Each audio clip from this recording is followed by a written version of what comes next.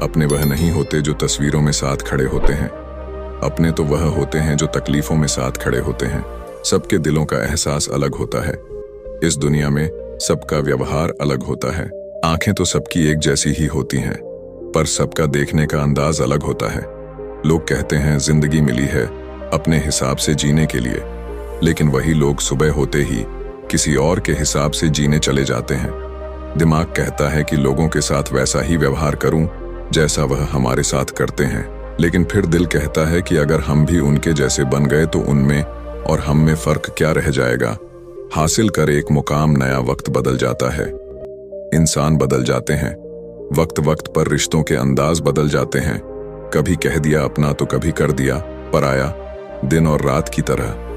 पुराने समय की बात है।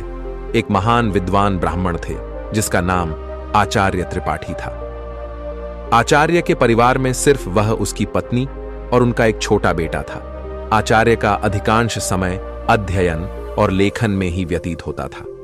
उन्होंने कई महत्वपूर्ण पुस्तकें और ग्रंथों की रचना की थी, परंतु अपने लेखन और ज्ञान में इतने व्यस्त रहते थे कि अपने इकलौते पुत्र अर्पण पर ध्यान देने का समय ही नहीं मिल पाता था। एक दिन आचार्य की पत्नी ने उनसे कहा, क्या आपको अपने इकलौते पुत्र से कोई प्रेम ममता है या नहीं? पूरे दिन आप बस अध्ययन और लेखन में ही व्यतीत करते हैं।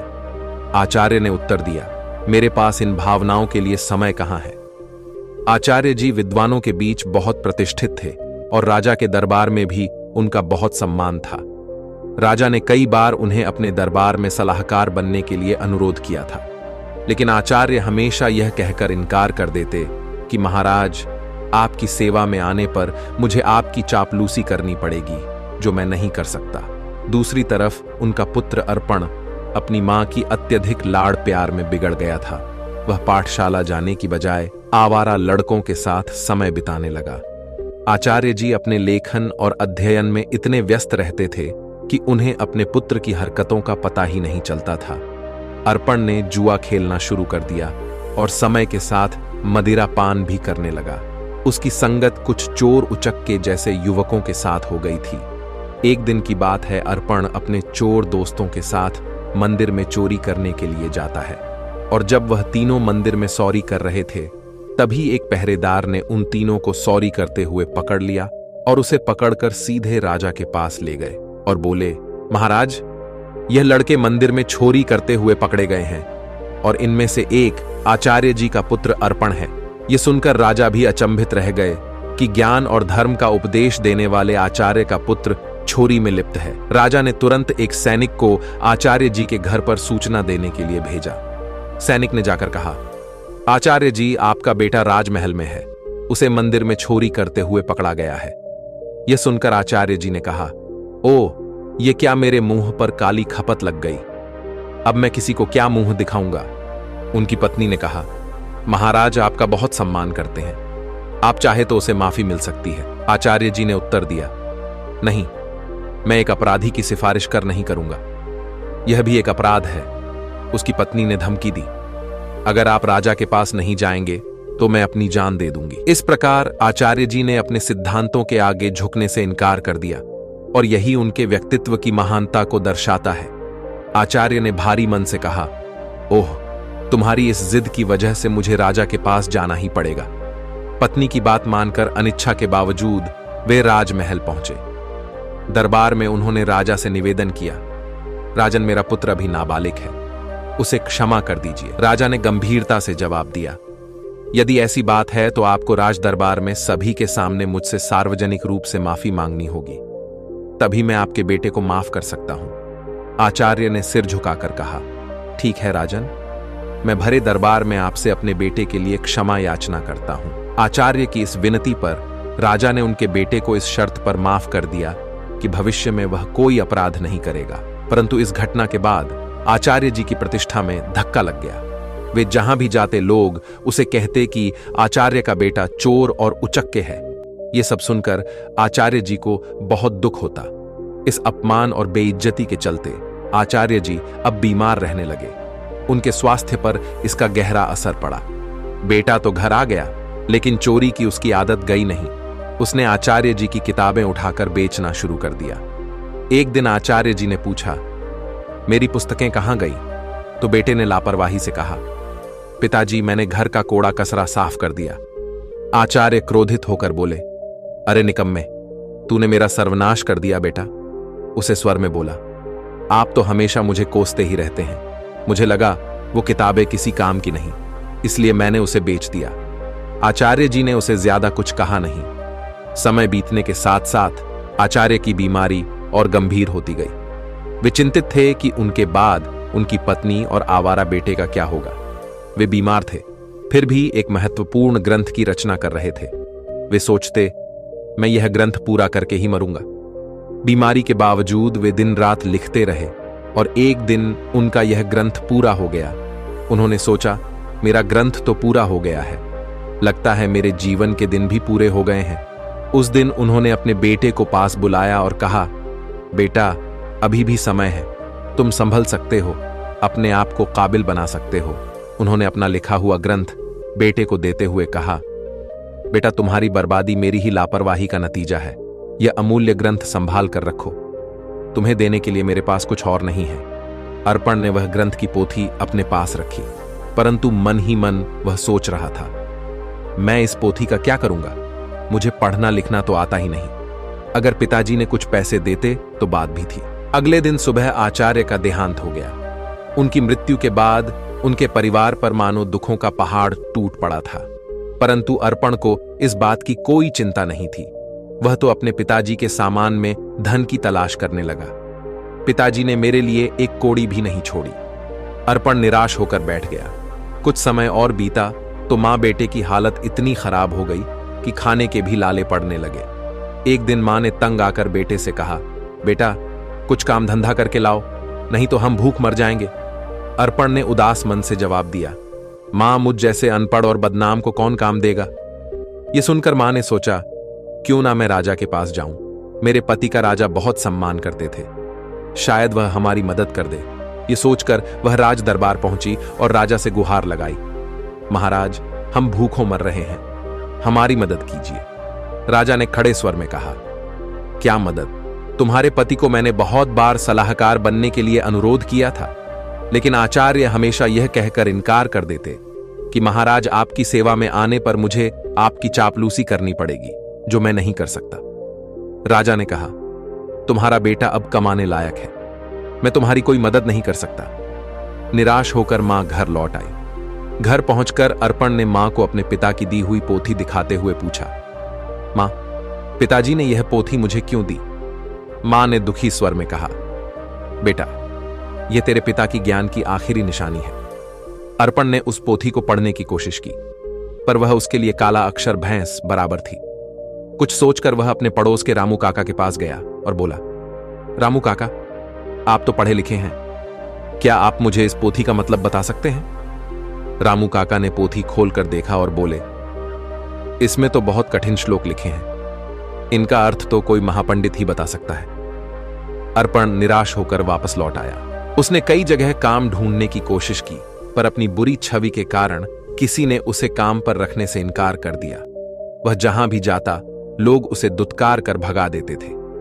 इस बीच उसकी मां भूख और बीमारी से कमजोर होती चली गई। अपनी मां की लाचारी और उसकी भूख को देखकर अर्पण ने खाने का इंतजाम करने की ठानी और घर से निकल पड़ा। चलते चलते उसकी नजर एक बगीचे पर पड़ी जिसमें फलों के पेड़ लगे हुए थे। उससे रहा न गया और वह बगीचे के अंदर चला गया। अर्पण ने जल्दी से कुछ फल तोड़े, लेकिन तभी बगीचे का पहरेदार वहां आ गया।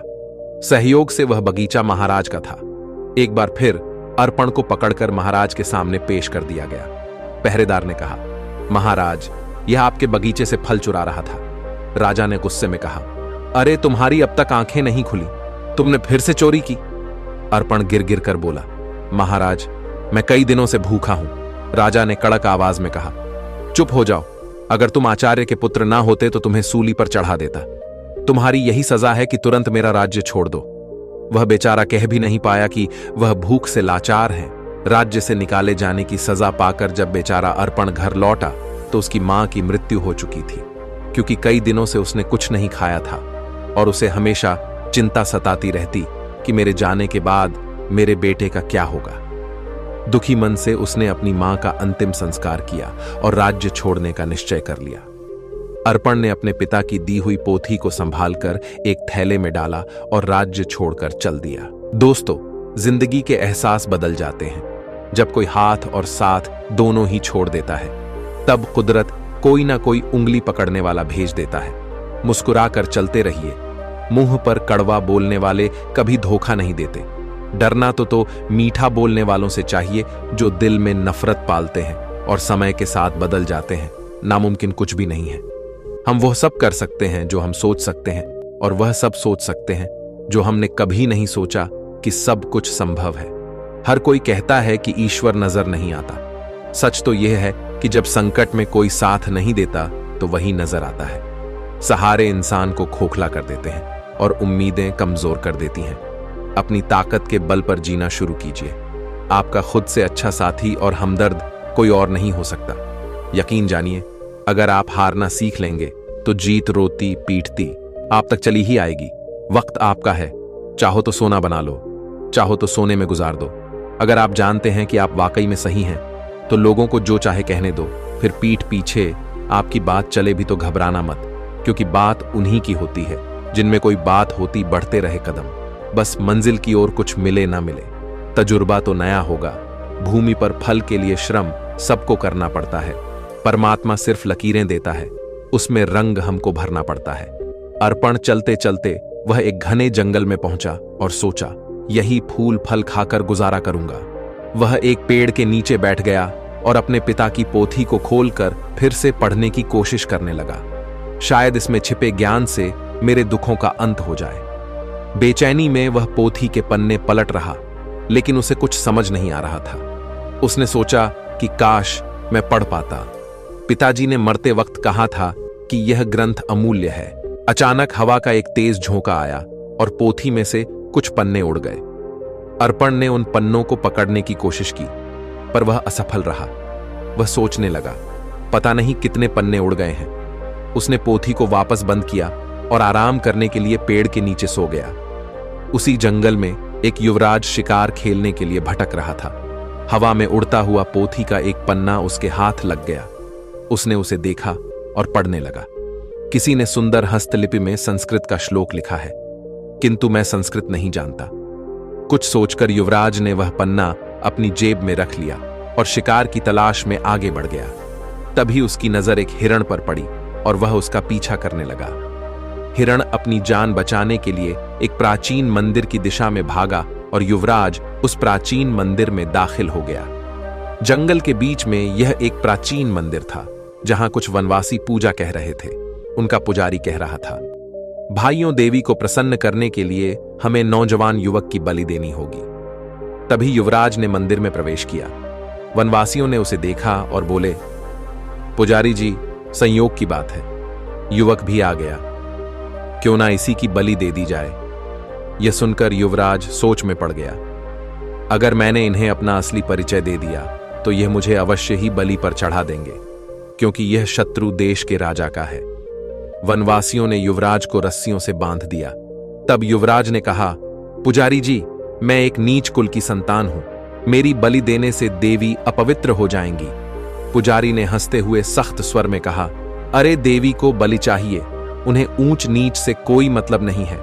युवराज अपने जीवन से निराश हो गया और सोचने लगा, झूठ बोलकर भी मैं अपने प्राण नहीं बचा पा रहा हूं। जब उसे बलि के लिए लाया गया तो उसने कहा, भाइयों, बलि पर चढ़ाने से पहले मैं अपनी एक अंतिम इच्छा पूरी करना चाहता हूं। मेरी जेब में एक भोजपत्र है, क्या कोई उसे पढ़कर उसका अर्थ बता सकता है? मेरी यही अंतिम इच्छा है।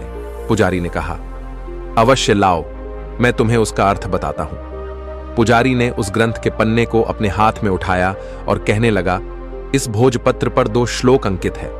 पहले का अर्थ है, एक झूठ कई झूठों को जन्म देता है और झूठा व्यक्ति अंततः मुसीबत में फंस जाता है। दूसरे श्लोक का भावार्थ है, किसी के प्राण लेना सरल है, परंतु किसी को जीवन देना अत्यंत कठिन है। युवराज यह सुनकर फूट फूट कर रोने लगा। पुजारी ने उससे पूछा, तुम रो क्यों रहे हो? युवराज ने रोते हुए कहा, यह दोनों श्लोक मुझ पर ही चरित्रालु होते हैं। यह सुनकर वनवासियों को अपनी गलती का एहसास हुआ उनमें से एक आगे बढ़कर बोला, पुजारी जी, यह युवक सच कह रहा है, हमें इसे जबरदस्ती बलि पर चढ़ाने का कोई अधिकार नहीं है। तब वनवासियों ने युवराज को मुक्त कर दिया। पुजारी ने कहा, जाओ नौजवान, इस श्लोक ने हमारी आंखें खोल दी हैं। हम आज के बाद देवी को किसी जीव की बलि नहीं चढ़ाएंगे। युवराज, जिसका नाम यंश था, उसने उनका धन्यवाद किया और महल की ओर चल दिया। लौटते समय वह विचारों में खोया हुआ था और सोच रहा था, ये भोजपत्र कितने अनमोल है, इन्होंने मेरे प्राण बचाए। हो सकता है ऐसे सुंदर उपदेशों वाले और भी पन्ने हों। महल वापस पहुंचकर युवराज ने अपने पिता के चरणों में प्रणाम किया और कहा, पिताजी, आपने मुझे शिकार खेलकर जीवों की हत्या करने से मना किया था। मैंने आपसे झूठ बोलकर शिकार खेलने गया था और मुसीबत में फंस गया, परंतु इन श्लोकों ने मेरे प्राण बचा लिए। फिर युवराज ने राजा रुद्र प्रताप को अपनी आप बीती सुना दी। उसने कहा, ऐसे श्लोक जो दूसरों को अहिंसा की शिक्षा देते हैं और जिन्होंने मेरे प्राण बचाए, मेरे लिए हजारों मोहरों के बराबर है। पिताजी, इस भोजपत्र पर पन्नों की संख्या 3 लिखी है। यह किसी अनमोल पोथी के हिस्से है। राजा रुद्र प्रताप ने यह सुनकर अपने कुछ सैनिक को बुलाया और उन्हें भोजपत्र दिखाते हुए आदेश दिया, जो भी ऐसे श्लोकों से सजे भोजपत्र खोज कर लाएगा, उसे ऊंचा पद और पुरस्कार भी दिया जाएगा। दूसरे ओर आचार्य जी का बेटा अर्पण महीनों जंगलों में भटकता रहा। भटकते भटकते वह राजा रुद्र प्रताप के राज्य में आ पहुंचा।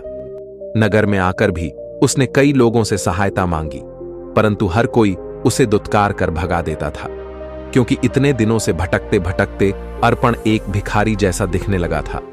एक दिन की बात है, भूखा प्यासा अर्पण राजमहल की तरफ से निकल रहा था और उसे जोर की भूख लग रही थी। वह सोचने लगा कि अब भूख के मारे उसकी जान निकली जा रही है। तभी अचानक राजमहल की रसोई से खाने की महक उसकी नाक में आ गई। अनायास ही वह उस मोहक सुगंध की ओर खींचता चला गया और सीधा रसोई घर में जा पहुंचा। वहां जाकर उसने रसोइये से कहा, भाई, मुझे 2 रोटी दे दो, बहुत भूखा हूं। रसोइये ने उसे दुत्कारते हुए कहा, जा भाग यहां से। लेकिन अर्पण की भूख इतनी बढ़ चुकी थी कि उससे सहन नहीं हो रही थी। उसने मौके का फायदा उठाकर रसोइये से नजरें बचाई और 2-3 रोटियां उठाकर अपने थैले में डाल ली। दुर्भाग्य से रसोइये की नजर उस पर पड़ गई। उसने अर्पण का हाथ पकड़ लिया और गुस्से में बोला, अरे रोटी चोर, चल, तुझे महाराज के सामने ले चलता हूं। अर्पण भूख के कारण चल भी नहीं पा रहा था और रसोइया उसे खींचता हुआ महाराज के पास ले गया और बोला, महाराज जी, यह भिखारी लड़का राजमहल की रसोई में घुस आया और यहां से रोटियां चुराई है जो इसके थैले में है। महाराज ने सिपाहियों को आदेश दिया, इस भिखारी के थैले को उल्टा कर दिया जाए। एक सिपाही आगे बढ़ा और अर्पण का थैला छीना और उसे उल्टा कर दिया। थैले से रोटियों के साथ साथ वह ग्रंथ भी निकल आया जो अर्पण के पिता ने लिखा था। उसी समय युवराज भी वहां से गुजर रहे थे, तो ग्रंथ को देखते ही युवराज की आंखें चमक उठी। उसने तुरंत ग्रंथ को उठा लिया और खुशी से चिल्ला उठा, अरे, यह तो वही अनमोल पोथी है जिसकी हमें महीनों से तलाश थी। फिर युवराज ने अर्पण की ओर देखा और आदरपूर्वक अपने सिपाही को कहा, इस धनवान लड़के को सम्मान से बिठाया जाए। फिर उस लड़के को एक सिंहासन पर बैठाया गया। फिर युवराज ने पूछा, भाई, तुम्हारा नाम क्या है? लड़के ने कहा कि मेरा नाम अर्पण है। युवराज ने कहा कि इतनी अनमोल संपत्ति होने के बावजूद भी तुम भीख मांग रहे हो। मैं इस पोथी के लिए तुम्हें 50,000 स्वर्ण मुद्राएं देने को तैयार हूं। अर्पण यह सुनकर एकदम असंबित रह गया और बोला, क्या कहा? 50,000 स्वर्ण मुद्राएं कम नहीं है महाराज। मैं सोच रहा था कि लाखों की संपत्ति रखते हुए भी मैं भूखा मर रहा था। फिर उसने कहा, मित्र, इस पोथी के वचनों ने सदा मुझे पतन के गड्ढे में गिरने से बचाया है और मेरे प्राणों की रक्षा की है, लेकिन मेरी आंखें बार बार ठोकर खाकर भी नहीं खुली। युवराज ने पोथी खोली और अर्पण को पहले और दूसरे पन्ने की श्लोक सुनाने लगा। उसने लिखा था कि अविद्या सारे कपटों की जननी है और संकटों में ही अपने और पराई की पहचान होती है। अर्पण ने कहा, सचमुच अविद्या ने ही मुझे दर दर का भिखारी बना दिया। अगर मैंने बचपन में ही विद्या ग्रहण की होती तो आज मैं भी अपने पिता की तरह एक विद्वान होता। युवराज ने कहा, भाई अर्पण, अपनी पोथी का यह मूल्य स्वीकार करो। और यह कहते हुए उसने स्वर्ण मुद्राओं की थैली अर्पण को थमा दी। अर्पण ने थैली को हाथ में लेते हुए कहा, अब मैं धन का बोझ कहां उठाता फिरूं? इस धन को मैं गरीब बच्चों की अविद्या दूर करने के लिए लगाऊंगा। युवराज ने कहा, मित्र, अब तुम एक भिखारी नहीं रहे, तुम तो अब महान धनवान हो गए हो। अर्पण सोच रहा था, काश यह समझ मुझे बचपन में ही आ गई होती तो शायद मेरे माता पिता आज यहां होते। इसके बाद अर्पण ने वह धन ग्रहण किया और उसने उस धन से गरीब बच्चों के लिए एक पाठशाला बनवाई और खुद भी विद्या प्राप्त करने लगा। दोस्तों, किसी ने बड़े कमाल की बात कही है कि हौसला ना हार गिरकर, ए मुसाफिर, अगर दर्द यहां मिला है तो दवा भी यहीं मिलेगी। दोस्तों, जीवन में जो होना है वह होकर रहेगा। यह कहानी सिखाती है कि अगर आपकी बुराइयां आप पर हावी हो गईं तो आपका अंत निश्चित है। इसलिए बुराइयों को अपने ऊपर हावी मत होने दो। इस कहानी को सुनने के लिए धन्यवाद। दोस्तों, मिलते हैं अगली वीडियो में एक नई सीख के साथ। खुश रहिए, अपना ख्याल रखिए।